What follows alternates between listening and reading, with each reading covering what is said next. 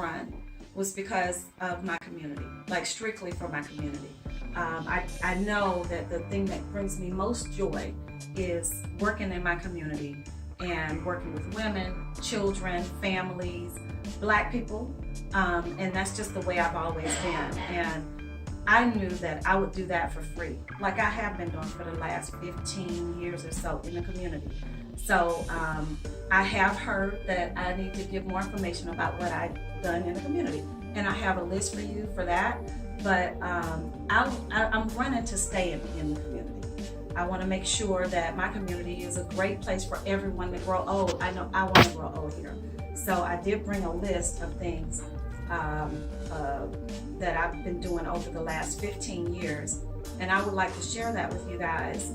While I'm pulling this up, y'all let me know anything that was unclear to you while I was on the campaign trail. Because again, I'm not a politician. I'm really not.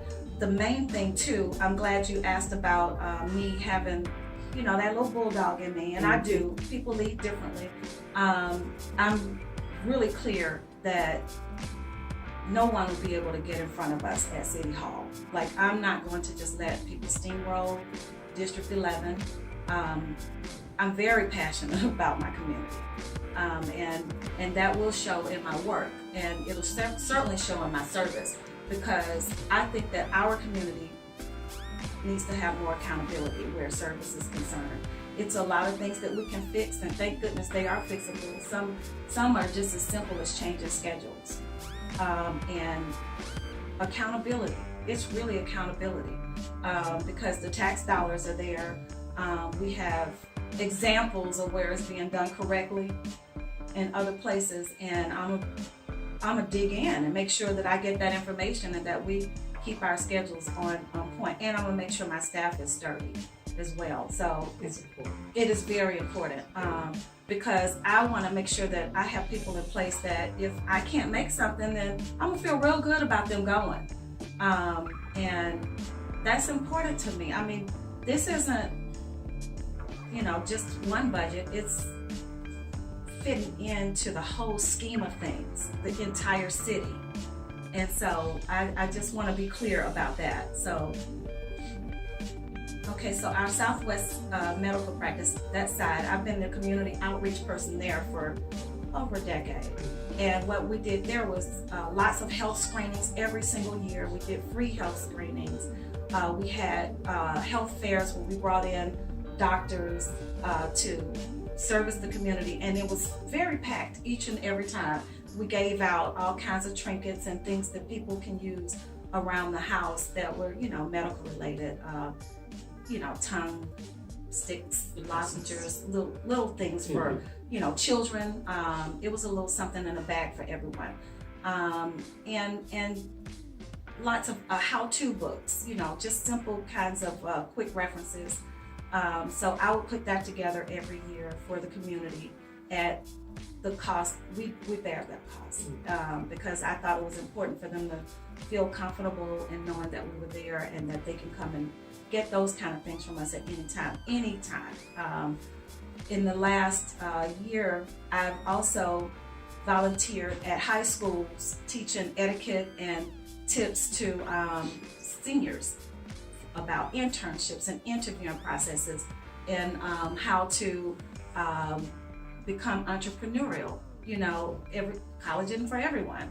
And I wrote a book, and what I would do is I would leave that etiquette book with them and with my number in it, so they could call. And believe it or not, you guys, these high school students will call you when they say, is it okay for me to post this, that, and the other? Because, you know, this electronic age is very challenging for teenagers navigating the world. It really is. I'm so glad when I was coming out of high school that I didn't have, I can't tell you, seriously. So no cameras were in my face. They have it all the time, and it really is challenging for them, especially the ones that are trying to do the right thing.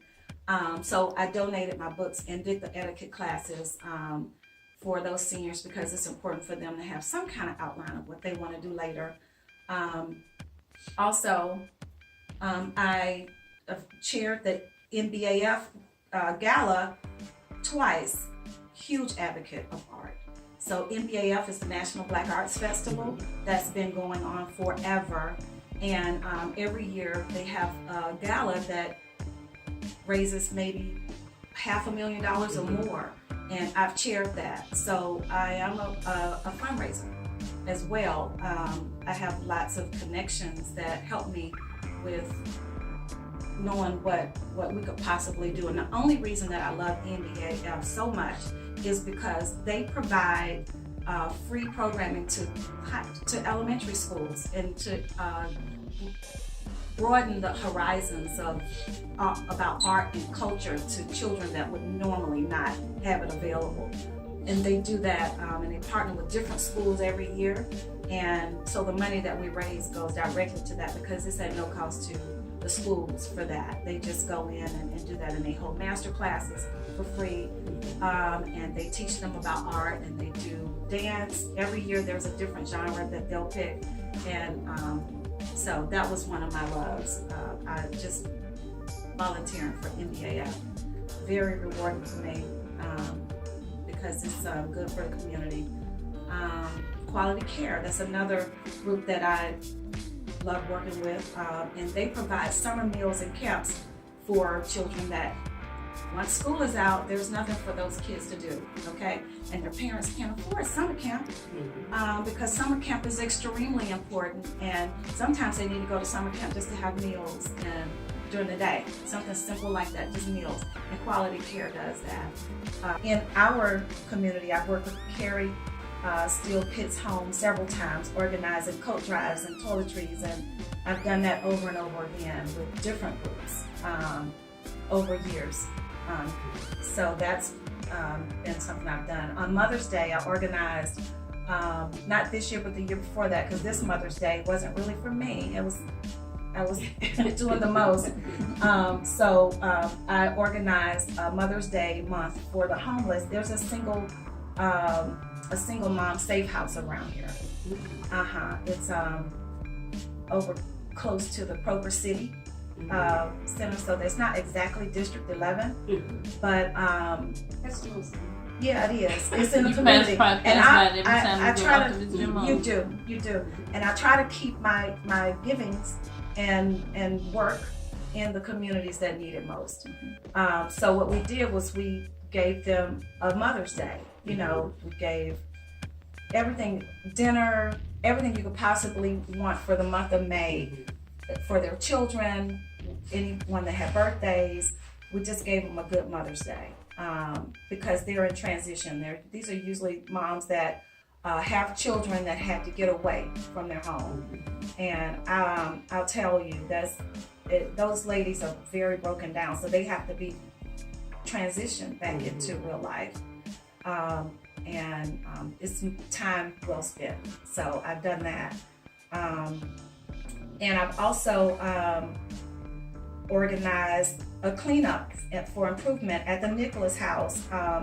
And I don't know if you guys know what a Nicholas House is, but that's over by Grant Park. But they normally have mostly a lot of Black families there also.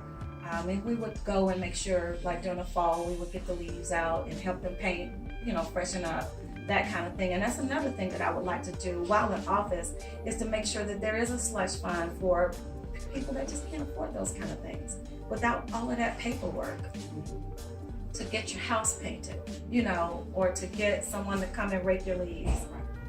Simple things that make you feel better, that you feel bogged down with when you're not at your best in life. So also NPU has a fund that they get yearly, that some of that can go towards that, especially with the yard care. We actually did it one year. It didn't turn out too good, but it was a good cause, and it was just a lot better. Yeah. It could have been a lot better. Speaking of NPU, so this year I did the NPUR. I helped them organize the WEOP workshop. And WEOP is the Women's Entrepreneurial Organization, Opportunity Project. That's what it is, Women's Entrepreneurial Opportunity Project. And I helped them do a workshop for small businesses for 30331 and 30311 specifically. and it was a packed house. Like everyone came, all of the experts came to help them, meet them where they are in their businesses. Some wanted to start new businesses, didn't know how to get it going. Some already had a business and just needed help figuring out the next steps. Some need funding, people to show them about funding there. What do you think about an incubator for Southwest Atlanta? I think for that's Hamilton Road. Excellent You know, idea. I feel that APS has really left a lot of people behind. These are really talented people who have great ideas, and I think if it was channeled properly, you know, honestly, if you can go out in the corner and sell weed, you know, for years and not get caught, you can work for a Fortune 500 company. You just need to retrain those skills, okay? And so I think that if we had an incubator, especially on Hamilton Road, that was smart, that created great think tanks, and maybe even had some small office spaces that could be rented out to help create the fund for it, and maybe even a coffee shop to really fund it. Definitely a coffee shop. That would really be a great asset to our community and to our young folk down there, because I think we just have a lot of great entrepreneurs. You know about the gathering spot, right? Yeah, I know about the gathering spot, but I am in love with Club E Cafe down in College Park. I like that too. Yeah, that was my favorite. Yeah. Yeah, I like that too. So we need something like that. Yeah, definitely. And yes, I'm 100% behind that. I want to go back to your community outreach with the medical center and just get your feel on community outreach as a representative, and how you would go by receiving information from your community and getting their consensus on the challenges that we need to move forward on. Well, I think that we need to start doing like a weekly update so that we can see who's asked for what and where we are in the process of providing what they asked for. And I would like to do that with a website specifically for District 11. And I did speak to Briante, and she was telling me also how we could do not flash mobs, but you know, people to actually canvass the neighborhoods to pass out, because everyone is not online, to pass out information of what we're doing right now, and you know, what would you like to see more of, and what are we getting wrong right now. And so something like that would be schedule ongoing, and maybe happen quarterly. They just go out, hit the streets, and get that information. So weekly portal, you know, website portal, where I'm letting the district know what we're doing this week, what have we accomplished, what's not going to happen, what is going to happen. You know, here's the idea that I received from whomever, and I don't have to use names, and this is what is possible and this is what is not, and community outreach. I mean, I think that we are so behind on so many things that we can just start implementing things right away, literally. Is it possible it should be absolutely possible for a representative to be able to use their constituency and to use them properly. And so how do you use your constituency, keep them involved in what's going on, and share their ideas with each other, and truly gain consensus? Right. I think what I was just saying kind of ties into that some. And we just have to make sure that you follow up. Like, I think sometimes you can have great ideas and we get to work on it, and when you hit that roadblock and you're like, wait a minute, let's go check out and see what we can do about this roadblock. If this is possible, it'll fall off. So it's all about the follow-up, I think. Sometimes, you know. What do you feel about teaching? You know, teaching your constituency the things that they need to know, not actually trying to go in and do everything for them, but show them how to do things for themselves. I think that's good. I think that's very big. You mean as far as businesses that like training, or? I mean everyday resident to city hall, to city services, how to contact them, how to approach them, how to get them to respond to you. Know that if you can't do it yourself, you know, I will jump in, or I will have somebody help you. But this is how you handle this. I think that has been taken away from us, and we're just like little babies here in the city and not know what to do, who to do it with, who to call for it. And it shouldn't be that difficult. It should absolutely not be that difficult. Yeah, let me jump in. That's an excellent point. Many times the council district's offices are used as staff.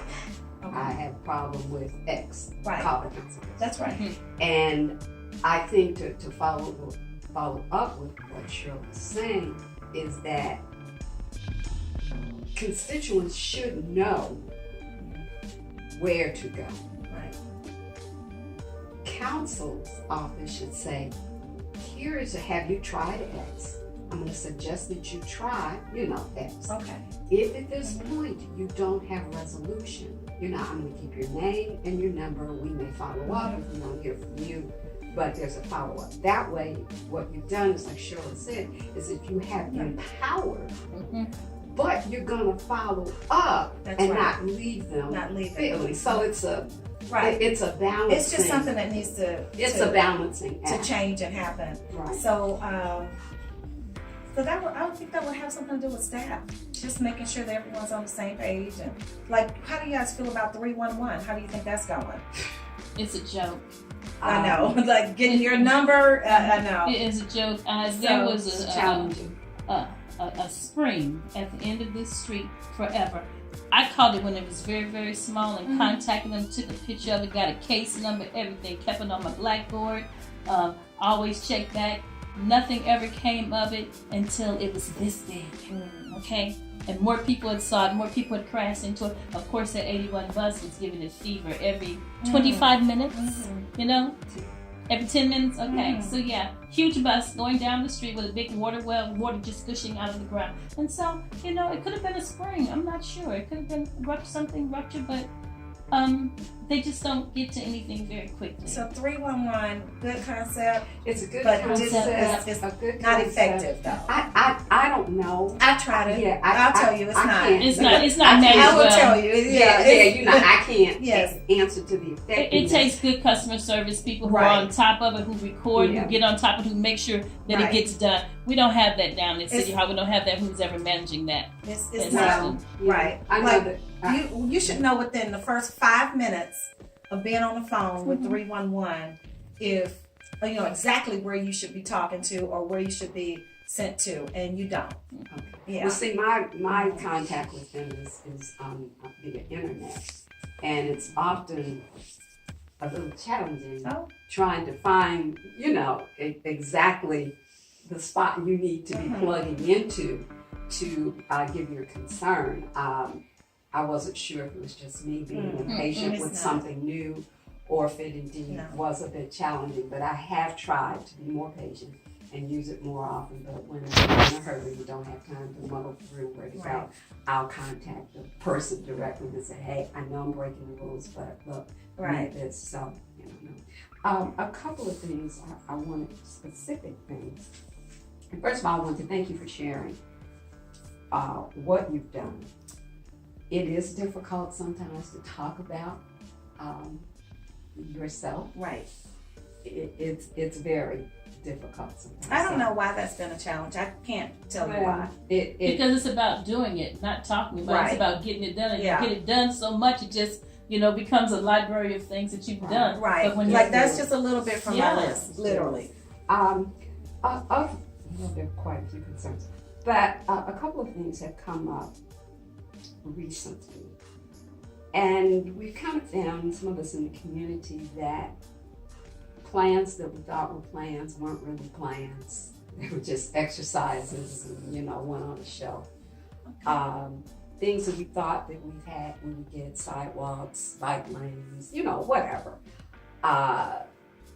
that in the process we find no, they're not really there. So specific to Adams Park, the area in general, Cascade Heights area in general, and we realize that sometimes there's pools of monies that may have originally been intended for certain activities, especially over in this area, that somehow with the passage of time, the monies have gone to other things, other places. So we realize that as a community, we're going to have to put together a system. Right. Where we have to work together with that. Where we monitor and track things.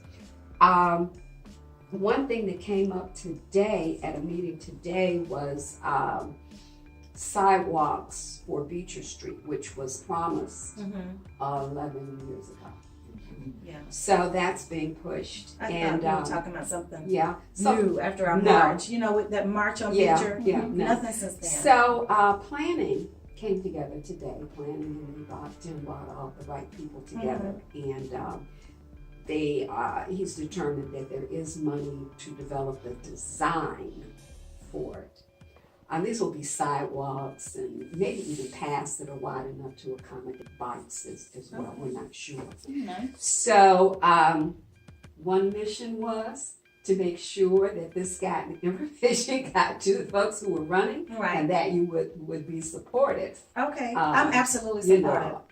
And That walk was dangerous. it is. It's And it's a it's lovely very- walk too. It's beautiful. It's a beautiful Right. walk, and so It's I think you kind of beautiful. get hypnotized by it. This 'cause is it's so beautiful. gorgeous. But you'll get hit by a It's car beautiful. down the beach. So Yeah, but but this is systemic of a deeper issue. Yeah. That's going on. The other thing is that you mentioned about you wanted to grow old here and be able to stay in the community. We do too. And that's an issue that through the Cascade Heights Community Development Corporation, we gave the planning staff and design studio kind of a list of expectations when they came in of things that we would like to see happen. Right. You know, David is here. On the stickies? You use the sticky notes? no, we have Okay. our own list of things that we want to see the studio accomplish Uh-huh. for the Cascade Heights while they're here. One of the tasks was, because this neighborhood is predominantly single family housing, how could we integrate other kinds of housing that might be, offer a little more density, but yet still blend in Right. to help us preserve the character of the community, which is very important. This is housing for maybe younger folks who are not ready for single family, maybe older people who want to downsize, but would love to have an opportunity to Right. stay in the community. And in the midst of that, one of the neighbors, I think she's Audubon or somewhere, Eunice Glover, said to me, this project that Inland Park is doing is called Lifelong Inland Park. Oh. And it's for that purpose, is Okay. how do you plan a community where residents can grow old in the community? It may be the presence of sidewalks or the repairs of sidewalks. It could be, neighbors needing any kind of assistance. So it has to do with social, issues, and it also has to do with planning issues. Okay. And this project was actually put together by planning. I do want to see it. to A neighborhood with the plan for assistance lifelong of living. planning department. It was Kwanzaa Halls district, so it was a joint effort Lovely. to come up with. And we have someone, community member, that would kind of like to take the leadership in this. But I think it would be I do. fabulous that if we could create, for lack of a better word, a community for all. And so, can I tell you what comes to mind when I think about that? I think about our seniors getting older and actually selling their houses, their big houses. They've raised their kids in Right. these huge houses, because these houses are huge, and downsizing to something that's in their community that they know already. So they're going to make a killing on selling their house. This is true. They're going to make a killing. So they will have more than enough money to buy that little condo Right. or and live there Right. comfortably in the See, that community sounds that they good. love. Right, Yeah. right. So, Yeah, so I- these are kind of things that we imagine for the area, and we're going to need our representatives' support Right. for these kinds of things. Initiatives. Also, I wanted to really quickly bring up what is going to be very, very important, and this may sound obvious, but that as a legislator, you've got to have someone on your staff who's a good policy and legal analyst for Absolutely. what's Right. coming Right. there. That was There's one of the a- things that Keisha lacked, is having that type of person, that legal person. So- See, I think because she is that, it was hard to hire someone to do it, but but she's only I'm part-time, not. so, So, she needed that I mean, full-time. I have great ideas, and don't mind talking, collaborating with our neighbors to make sure that it's something that's going to be viable and usable to us. But I would absolutely have help on That's crucial. The Right. amount of the amount of ordinances and resolutions Yes, that monthly cross that's right. the desk is incredible. Well, I mean, I've Yeah. done some work in that area Mhm. for one of the representatives, The and ordinance. you understand better what's being offered up. Because a lot Yeah, I have a lot too, of times like we're not supposed to know I know. what's coming, so that's important. Do you have questions? Oh, well, well, one of the things that I liked about when we had the debate was afterwards, you were one of the only people that came up to me and said, I'm curious about the content of the question, because the question was about a study that was done years ago that talked about quality of life. Right. And it was 5 years ago, and it's an older study now, because studies are only as good as the time you put there. That's right. Yeah, But I think that the important part of that was that other parts of the city have progressed, right. and we've kind of stagnated in this little bubble in Southwest Atlanta. And despite the fact that we've had mayors that are from here, Right. This area. this area that grew up here, Right. have friends, contacts, have. I mean, I'm from another country, so I mean, the advantage of having someone from this area and connected to everything is immense. But yet we're not able to take advantage of it in terms of the quality of life in the community. It's almost like we're taken for granted. But anyway, the reason why I was impressed with you was because you came up and you said, that's interesting information. I'd like more information about it. And you were curious. Right. And what I'd like to see going forward is that curiosity continue, because quite frankly, a lot of these people in this community are older. They're empty nesters. They're not really going to dig into legislation and follow other stuff. That's why you do need the right person down there to protect. Right. To protect them. Like I know too well a whole lot of the elderly around here, and there's no way they're going to be on top of it. Nobody has time.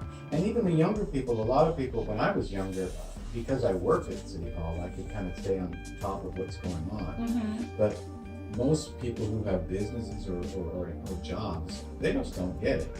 And one of the things that they don't get is the fact that, in my impression, the staffing of the City Hall is only sufficient enough to support the existing thriving neighborhoods. So anything extra that we around here want is, we don't have the money, we don't have the staff, we don't have the resources.